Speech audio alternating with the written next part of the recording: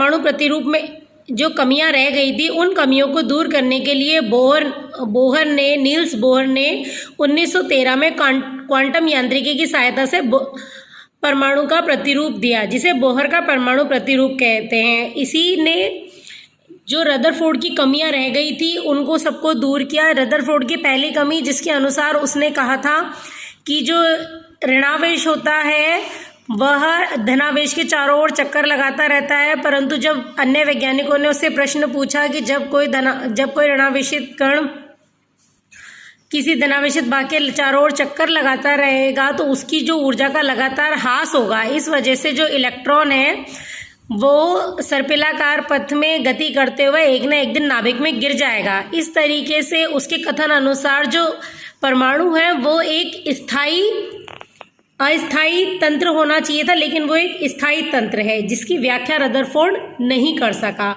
दूसरा ये है कि जो हाइड्रोजन का स्पेक्ट्रम, इनने माना था कि वो सतत आएगा, लेकिन हाइड्रोजन का स्पेक्ट्रम असतत था, जिसकी व्याख्या करने में रदरफोर्ड असमर्थ रहा। इन्हीं सभी कमियों को दूर करने के लिए बोहर ने अपना एक परमाणु प्रतिरूप दिया। उसमें 3 अवधारणाएं दी। जो प्रथम अवधारणा थी वो इस प्रकार है कि इलेक्ट्रॉन नाभिक के चारों ओर एक स्थायी वृत्ताकार कक्षों में चक्कर लगाता है जिसमें चक्कर लगाते समय इलेक्ट्रॉन ना तो ऊर्जा का उत्सर्जन करता है ना अवशोषण करता है, क्योंकि चक्कर लगाते हुए इलेक्ट्रॉनों पर 2 विपरीत बल कार्य करते हैं, जिसकी सहायता से इलेक्ट्रॉन वृत्ताकार पथ में गति करता है। पहला है अभिकेंद्रीय बल, दूसरा है अपकेंद्रीय बल। इसी तरीके से अगर हम इसे चित्र की सहायता से समझें तो ये नाभिक है। नाभिक के चारों ओर इलेक्ट्रॉन है जो स्थायी वृत्ताकार पथ में गति कर रहा है। इस इलेक्ट्रॉन पर एक बल नाभिक की तरफ आकर्षण के रूप में लगेगा और एक इलेक्ट्रॉन जो वृत्ताकार पथ को छोड़कर बाहर जाने की हमेशा कोशिश करेगा, जिसे एक अपकेंद्रीय बल कहते हैं। जब ये आकर्षण बल इसके ऊपर छूट जाएगा तो ये इधर की तरफ मूव करेगा। और इसी तरीके से जो धनावेशित नाभिक है वो ऋणावेशित इलेक्ट्रॉन पर एक आकर्षण बल लगा रहा है। तो जो इलेक्ट्रॉन है इस पे दोनों बल समान और विपरीत रूप से कार्य करते हैं। इस वजह से इलेक्ट्रॉन ना तो ऊर्जा का उत्सर्जन करता है ना ऊर्जा का अवशोषण करता है और एक अपनी स्थायी ऊर्जा के साथ वृत्ताकार पथ पर गति करता रहता है। इसी तरीके से अगर हम इसको और अच्छी तरीके से माने तो किसी भी 2 आवेशित के लिए कूलाम का नियम होता है। तो कूलाम के नियम अनुसार नाभिक और इलेक्ट्रॉन के बीच स्थिर वैद्युत आकर्षण बल होता है Z²/R², और इलेक्ट्रॉन पर जो अपकेंद्रीय बल लग रहा है वो mv²/r। और हम कह रहे हैं कि इलेक्ट्रॉन पर जो अपकेंद्रीय बल और स्थिर वैद्युत आकर्षण बल है वो दोनों बराबर लग रहे हैं, जिसकी वजह से वह इलेक्ट्रॉन स्थायी वृत्ताकार पथ में गति कर रहा है। तो अगर इसे हम गणितीय रूप में लिखेंगे तो इसको हम इस प्रकार लिखेंगे mv²/r = Z²/r²। एक आर कटने के बाद जो प्रथम अवधारणा का गणितीय स्वरूप होगा वो mv² = Z²/r होगा।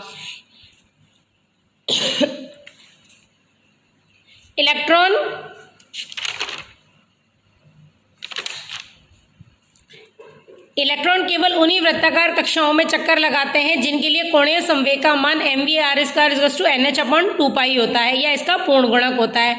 इसे ही क्वांटीकरण की शर्त कहा जाता है। क्वांटीकरण से मतलब होता है कि किसी भी चीज़ में उसका जो मान होता है वो निश्चित होता है। तो इसको निश्चित करने के लिए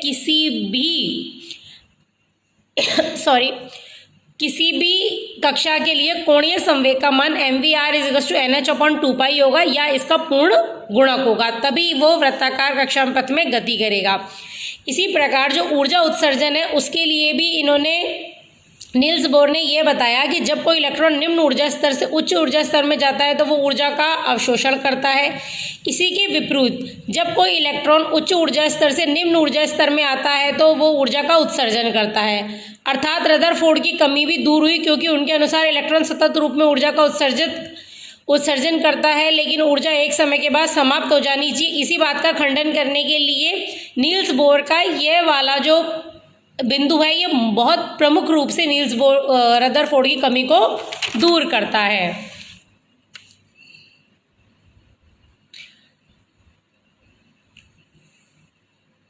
तो इसी तरीके से दो जो ऊर्जा स्तर होते हैं, दो ऊर्जा स्तरों में ऊर्जा का जो डिफरेंस होता है, उसके लिए अगर कोई भी परमाणु बाह्य तंत्र से अगर ऊर्जा लेगा तो इलेक्ट्रॉन उच्च ऊर्जा उसको अवशोषित करके उच्च ऊर्जा स्तर में चला जाएगा।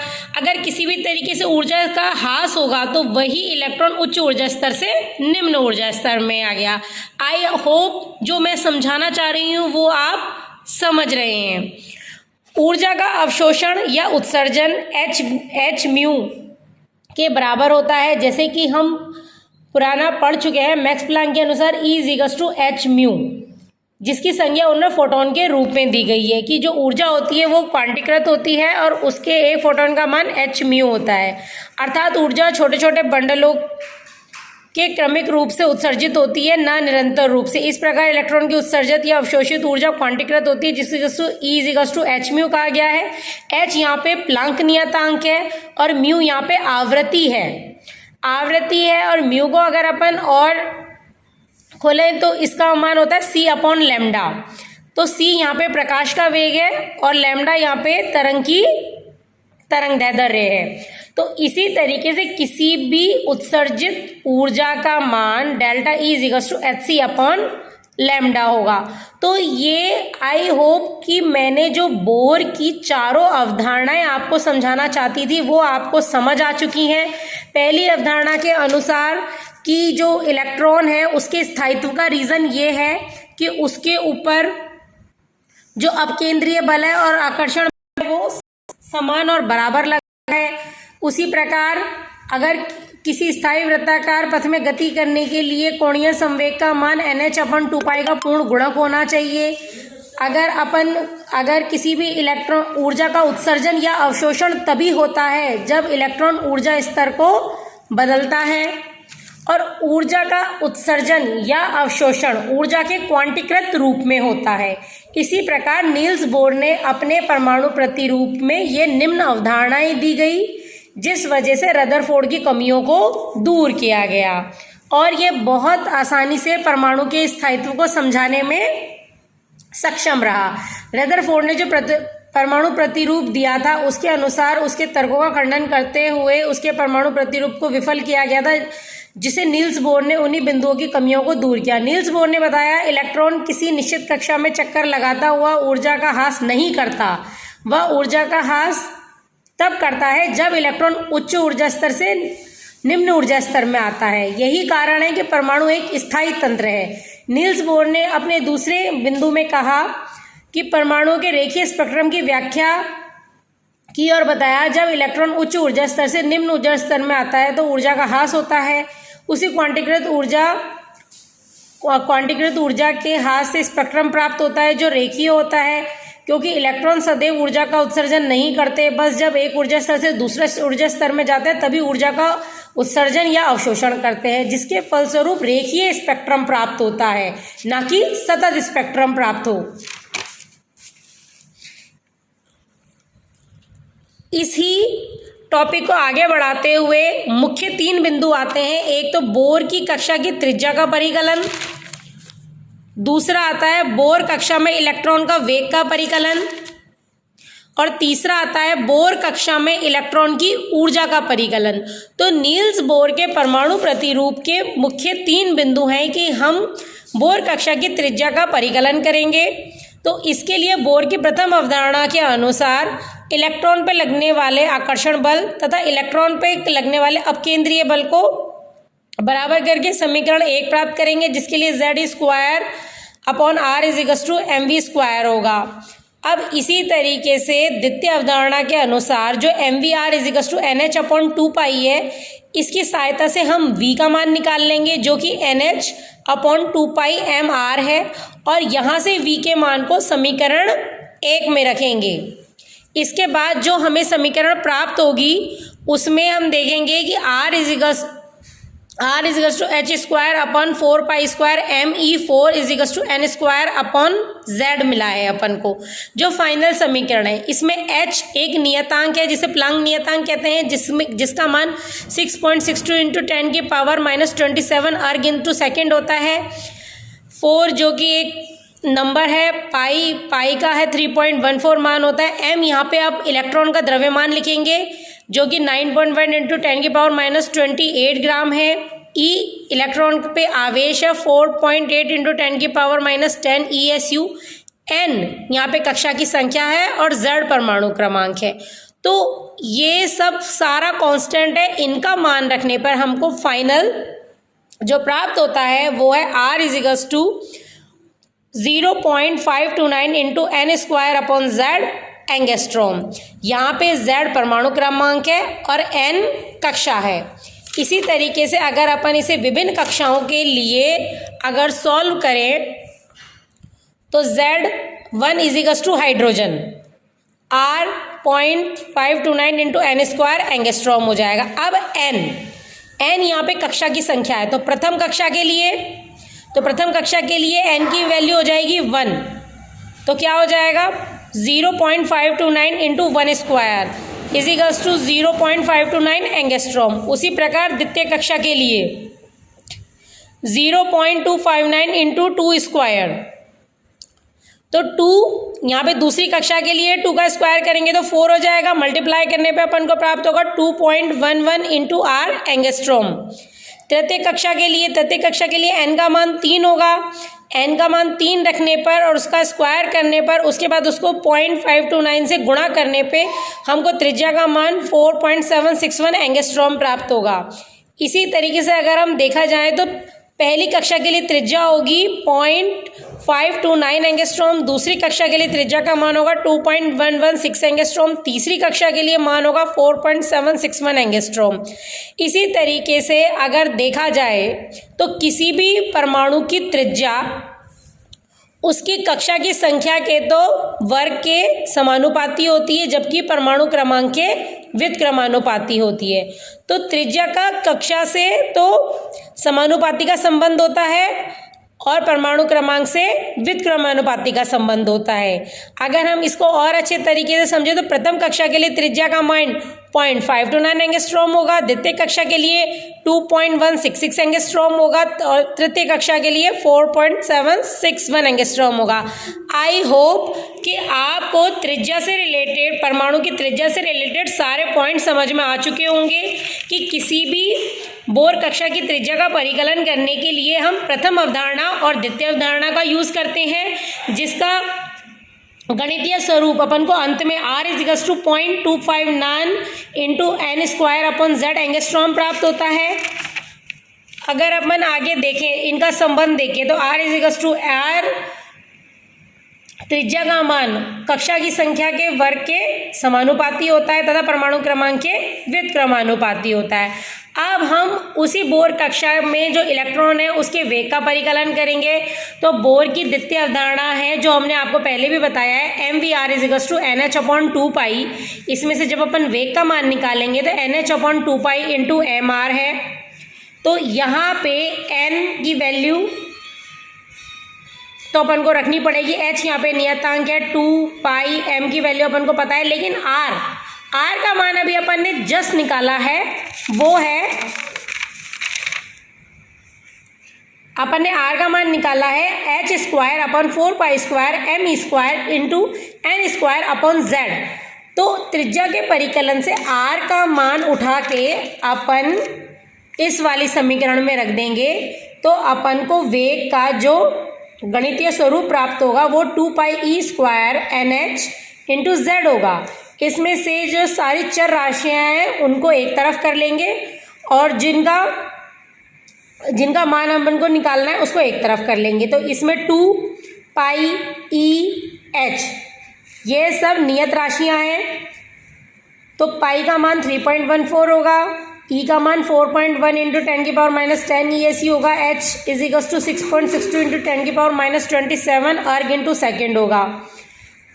तो इन सब का मान रखने पर v का मान हमको 2.188 इंटू 10⁻8 इंटू परमाणु क्रमांक बटा कोश कक्षा की संख्या होगा। तो वेग का गणितीय रूप हमको प्राप्त हुआ है 2.188 into 10⁻10 Z upon n metre पर सेकेंड। इसी तरीके से देखा जाए तो वेग परमाणु क्रमांक के तो समानुपाती होता है तथा कक्षा की संख्या के व्युत्क्रमानुपाती होता है। अब हम बोर की कक्षा में इलेक्ट्रॉन की ऊर्जा का परिकलन करेंगे।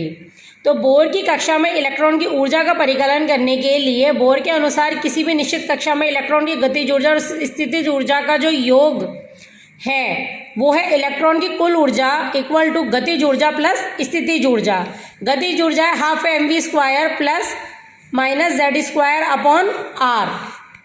दोनों का जब हम योग करेंगे तो Z² r upon mv² upon r, और प्रथम अवधारणा से mv² का पूरा मान रखने पर हमें जो व्यंजक प्राप्त होगा उसको गणितीय रूप से सुलझाने पे लास्ट में हमें ये जो सारे नियतांकों का मान रखने के बाद E equals to minus 13.6 Z² upon n² प्राप्त होगा। अर्थात किसी भी इलेक्ट्रॉन की ऊर्जा उसके परमाणु क्रमांक के वर्ग के तो समानुपाती होती है तथा कक्षा की संख्या के वर्ग के व्युत्क्रमानुपाती होती है। तो जैसे जैसे कक्षाओं की संख्या बढ़ेगी वैसे वैसे ऊर्जा का मान कम होगा। तो आई होप आपको बोर कक्षा के इलेक्ट्रॉन में अपन ने त्रिज्या का, वेग का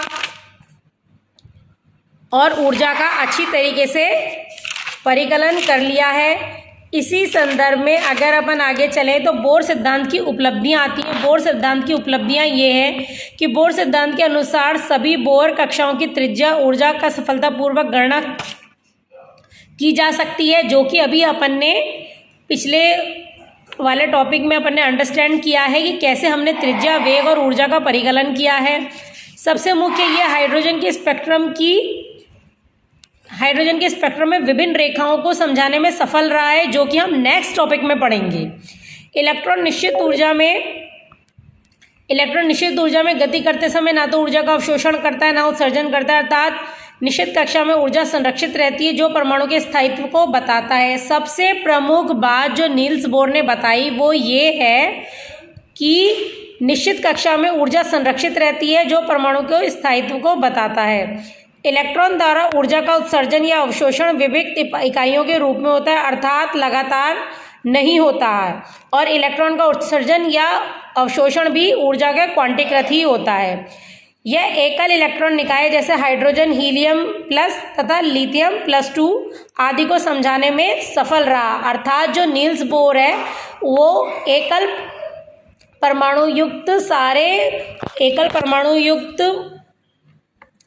इलेक्ट्रॉन युक्त परमाणुओं की व्याख्या करने में सफल रहा। इसका जो लास्ट टॉपिक है बोहर सिद्धांत की कमियां, वो इस प्रकार है कि जो यह सिद्धांत उन परमाणुओं के स्पेक्ट्रम को समझाने में असफल रहा जिसमें एक से अधिक इलेक्ट्रॉन है, अर्थात यह सिद्धांत बहु इलेक्ट्रॉनीय परमाणुओं को समझाने में असफल रहा। इस सिद्धांत के अनुसार इलेक्ट्रॉन उच्च ऊर्जा स्तर से निम्न स्तर में छलांग लगाते समय एक स्पेक्ट्रमी रेखा बनाता है, लेकिन जब उच्च विभेदन क्षमता वाले स्पेक्ट्रोस्कोप से स्पेक्ट्रम लेने से यह स्पेक्ट्रमी रेखा उनके समीपवर्ती रेखाओं का समूह होती हैं, जिसे समझाने में ही असमर्थ रहा। चुंबकीय क्षेत्र तथा विद्युत क्षेत्र लगाने पर यह स्पेक्ट्रम तो जाता समझाने में भी असमर्थ रहा। बोर द्वारा इलेक्ट्रॉन के स्वरूप तथा हाइजेनबर्ग की अनिश्चितता का सिद्धांत समझाने में भी असमर्थ रखा। बोर परमाणु से रिलेटेड सभी टॉपिक थे, पार्ट में कवर कर लिए। अब हम नेक्स्ट पार्ट में हाइड्रोजन के स्पेक्ट्रम को कंसिडर करेंगे।